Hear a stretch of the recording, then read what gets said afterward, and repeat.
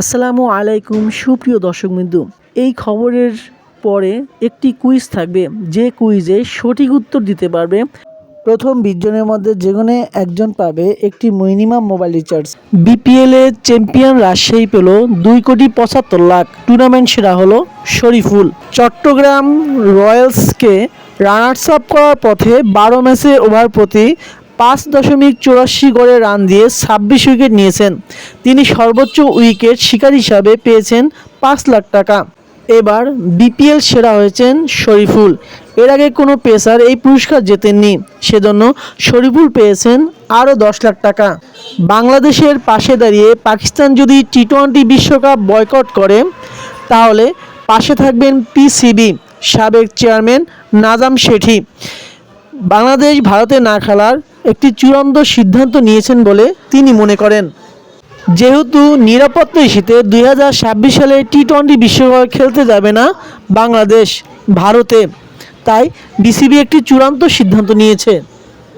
বাংলাদেশ যদি ভারতে গিয়ে ক্রিকেট না খেলে তাহলে 2026 টি-20 বিশ্বকাপে স্কটল্যান্ডে নেওয়ার সম্ভাবনা রয়েছে।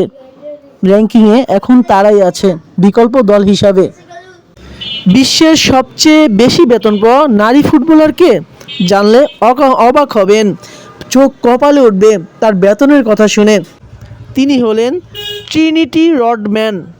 ESPN এবং দ্য অ্যাথলেট জানিয়েছে এই চুক্তির অধীনে বেতন বোনাস সহ বছরে $20 লাখ, অর্থাৎ 24,46 লাখ টাকা প্রায় বেশি আয় করেন ট্রিনিটি। সাফ উইমেন্স ফুটসাল চ্যাম্পিয়নশিপে শ্রীলঙ্কার বিপক্ষে 6-3 গোলের জয় পেয়েছে বাংলাদেশ। সাবিনা খাতুন ও কৃষ্ণা রানী জোড়া গোল করেন। 4 ম্যাচ থেকে 10 পয়েন্ট নিয়ে তালিকার শীর্ষে উঠেছে বাংলাদেশ। ক্রিস্টিয়ানো রোনালদো বলেন, আমি রেকর্ডের পেছনে ছুটি না, রেকর্ডই আমার পিছু নেয়। কয়েক বছর আগে নিজের রেকর্ড গড়ার অভ্যাস নিয়ে একথা বলেছেন ক্রিস্টিয়ানো রোনালদো। সৌদি প্রো লিগে আল নাসরের জয়ের পথে আরেকটি রেকর্ড ভেঙেছে রোনালদোর গোল সংখ্যা 116।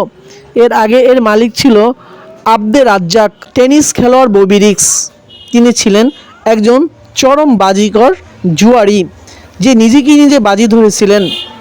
1949 সালে প্রকাশিত আত্মজীবনীতে রিক্স লিখে গেছেন বাজিতে নিজের আসক্তির কথা।